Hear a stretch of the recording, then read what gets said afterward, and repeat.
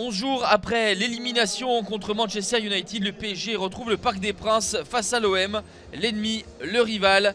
Et même si ce 81e Classico en championnat a de l'importance, les supporters parisiens ont toujours en travers de la gorge la déconvenue en Ligue des Champions et le font savoir par des banderoles et une grève des encouragements en début de rencontre.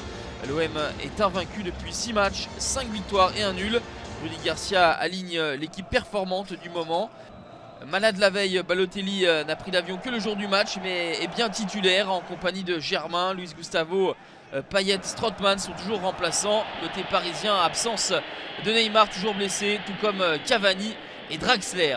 La première opportunité, elle est pour les Parisiens avec cette frappe de Thomas Meunier, bien stoppée par Steve Mandanda. Le PSG tient la balle et l'OM est bien en place, proposant un bloc haut, mais reste limité dans l'animation offensive. Les Marseillais ont un corner, mais derrière les Parisiens contrent très rapidement l'aile de pigeon de Di Maria. Le contrôle est parfait, le décalage pour Kylian Mbappé qui ouvre son pied et trompe Mandanda. Ça fait 1-0 pour le PSG. Dans les arrêts de jeu de cette première période, les Parisiens ont cadré 3 tirs dans ces 45 premières minutes. Et c'était ici le premier ballon touché dans la surface par Mbappé, qui signe son 26e but de la saison et conforte son statut de meilleur buteur du championnat. 1-0 pour le PSG à la pause. L'OM était bien organisé mais s'est fait surprendre sur un corner en sa faveur. Kylian Mbappé est l'auteur de 7 des 11 derniers buts de son équipe.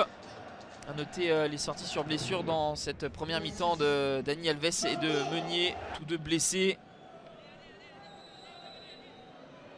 Les Marseillais ont été trop timides en première mi-temps et vont revenir des vestiaires avec d'autres attentions. Le long ballon de Steve Mandanda et Ocampos se joue de Thilo Kehrer, parvient à glisser ce ballon à Valère Germain avec un peu de réussite.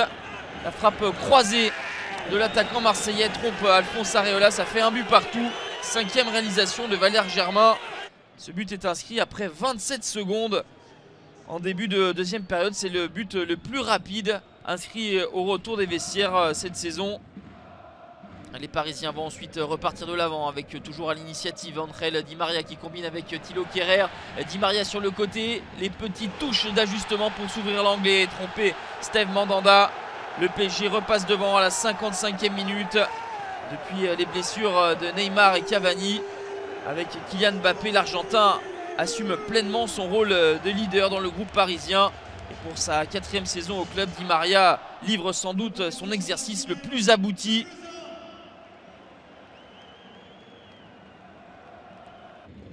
Une passe décisive et un but pour l'instant pour Ángel Di Maria qui va encore être dans les bons coups. Il tente de glisser ce ballon à Kylian Mbappé, mais voit Steve Mandanda sortir hors de sa surface et toucher le ballon de la main.